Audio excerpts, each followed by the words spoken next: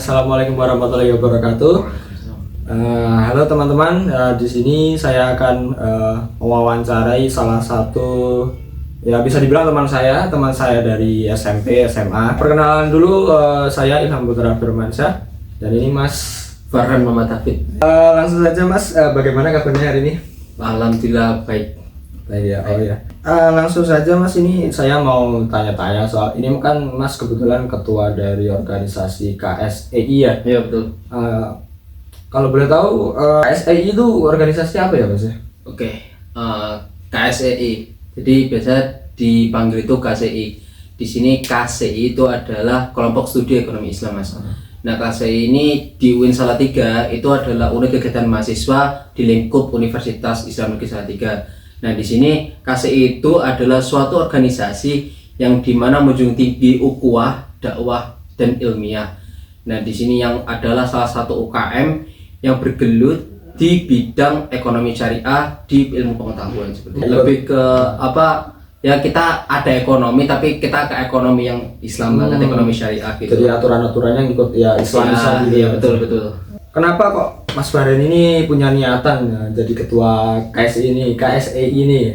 Jadi ketua itu sebenarnya nggak prediksi yang mau jadi ketua. Iya. Karena awal itu memang mau jadi kader aja lah, tapi ada keinginan memang jadi ketua karena ya inginlah membuat KSEI saat itu kelihatan di Jawa Tengah maupun nasional. Nah, alhamdulillah ya saya terpilih pada Muktamar ke-19 kalau nggak salah itu bersama dengan ketiga calon lainnya.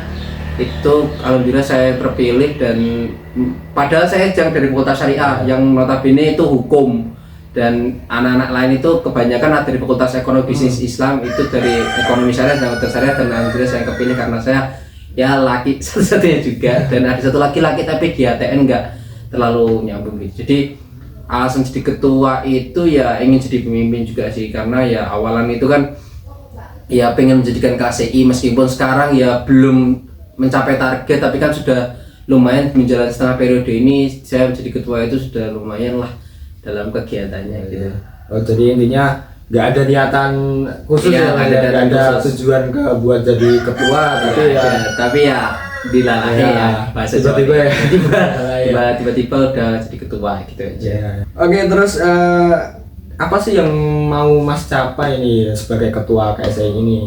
Ada beberapa yang ingin aku jadikan sebagai visi misiku. Nah, di sini yang pertama itu adalah membuat KSEI ini terkenal di Jateng maupun di nasional, karena KSEI Salatiga ini juga nggak kalah gitu loh dalam segi keilmuannya. Para anggotanya itu yang pintar-pintar dan sering memenangkan lomba dan lain sebagainya. Itu kita alhamdulillah aku juga sebagai kan di KSEI ini ada di atasnya KSEI itu ada FOSE ya, Forum Studi Silaturahim Ekonomi Islam. Itu kayak induk dari KSEI di seluruh Indonesia. Nah, itu aku juga terpilih juga jadi yang anggota salah satu badan pengurus nasionalnya juga.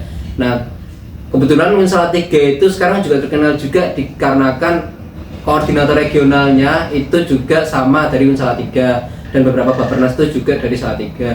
Jadi kami bangga sekali, dan pada saat aku jadi ketua ini aku pengen kita itu lebih terkenal nggak hanya di kancah kaderisasi aja, tapi di keilmuan dan di kegiatan-kegiatannya itu yang baik. Meskipun dari dulu itu memang kaderisasi itu memang kita dilulukan karena kaderisasi itu yang di nomor satu kan, kita kader paling banyak gitu di Jawa Tengah gitu. Terus itu kan terkait membuat terkenal lagi KSEI Salatiga. Yang kedua itu adalah menjadikan KSEI Salatiga itu yang ukhuwahnya ada. Nah, karena di trilogi kita ada ukhuwah, dakwah dan ilmiahnya, ukhuwahnya itu kayak dari tahun ke tahun itu putus, Mas. Jadi alumni itu kayak sudah jarang lihat kita gitu. Makanya ini mempereratkan ukhuwah tali silaturahmi itu juga perlu.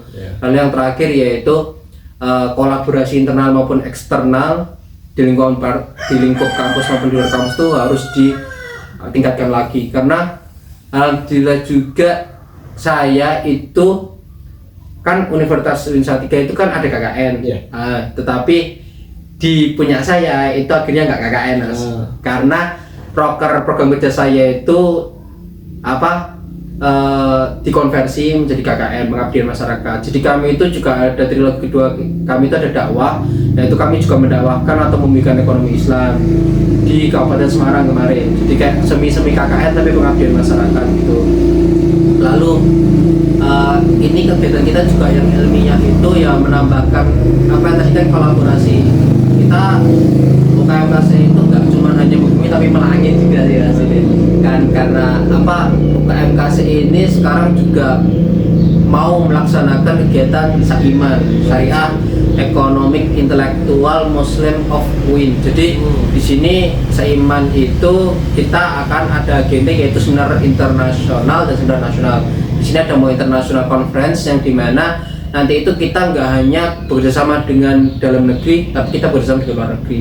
Di international conference ini yang dimana bakalan ada kayak hampir seminar gitu, mini conference juga gitu. Jadi kegiatannya itu nggak hanya di negara kan, karena ekonomi itu kan makin lama itu makin meluas gitu. Apalagi ada pembaruan kayak kripto gitu dan lain sebagainya. Jadi kan ilmu-ilmu baru dan ilmu-ilmu terkait ekonomi itu ya perlu dari luar negara gitu juga kita ada call for paper yang dimana kan kuliah ya untuk teman-teman semua ya, kalau kuliah itu jurnal itu harus beneran punya gitu, karena submit jurnal kalau kalian kuliah ya ngapain kalau nggak ada jurnal gitu aslinya. Jadi submit jurnal itu juga perlu mas, meskipun ya kuliah skripsi ya apa itu juga jurnal kalian, aslinya kalian juga penelitian, tapi ya lebih baik lagi bahwasanya anak-anak kuliah itu harus mempunyai jurnal. Apalagi kayak kemarin di ruang guru itu ada yang sampai 13 jurnal gila itu. Ya itu sih, kita jadi ingin punya motivasi gitu, harus mempunyai jurnal gitu, ikutin lomba gitu sih mas. Oh iya, jadi ya tujuannya ya banyak sekali ya mas ya. Banyak sekali. Ya, semuanya tujuannya juga semoga tercapai juga ya mas ya. Oke, ini udah mau di akhir segmen. Mungkin masnya ada pesan atau motivasi untuk teman-teman di luar sana yang mau menjadi ketua organisasi? Oke.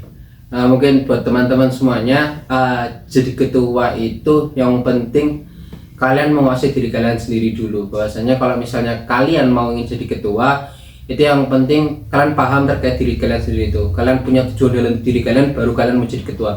Ya bagaimana kalau kalian mau membuat tujuan atau target ke orang lain, kalau misalnya target diri kalian sendiri itu nggak ada.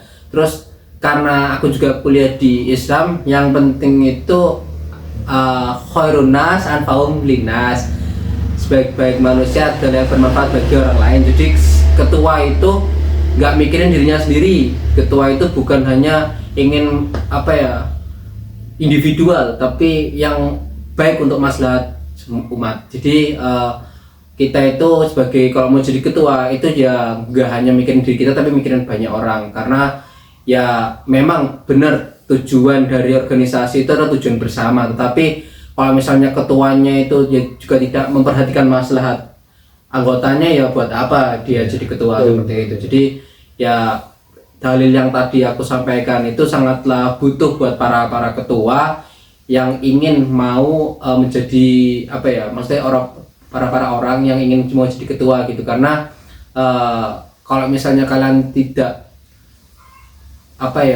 memakai dalil itu dalam hati diri kalian sendiri, nanti kalian jadi ketua itu nanti sifatnya arogan dan ingin mencapai tujuan kalian sendiri, bukan tujuan bersama seperti itu. Mungkin itu aja sih mas. Oke teman-teman, ingat itu catat pesan dan kesan jika kalian ingin menjadi ketua yang baik dan hebat seperti Mas Farhan ini.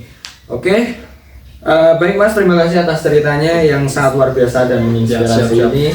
Ya semoga teman-teman yang menonton dapat mencontoh dan mengaplikasikannya jika ingin menjadi sukses sebagai ketua organisasi atau ketua apapun itu. Oke, terima kasih mas. Oke, jumpa lagi di acara selanjutnya. Wassalamualaikum warahmatullahi wabarakatuh.